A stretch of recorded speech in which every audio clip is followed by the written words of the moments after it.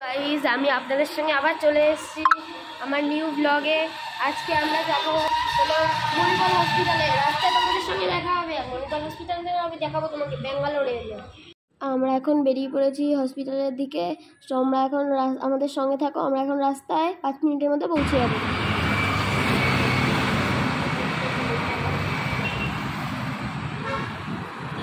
Finally guys, আমরা এখন যাচ্ছি মণিপাল হসপিটালে। দেখতে থাকো গাইস। তোমরা এখন দেখতে পাচ্ছ মণিপাল হসপিটাল। আমরা কিছুক্ষণ পর মণিপাল হসপিটালে ঢুকবো। এই রাস্তাটা ক্রস করার পরে আমরা মণিপাল হসপিটালে ঢুকে যাবো। তো ফাইনালি গাইস, আমরা এখন মণিপাল হসপিটালের সামনে আছি।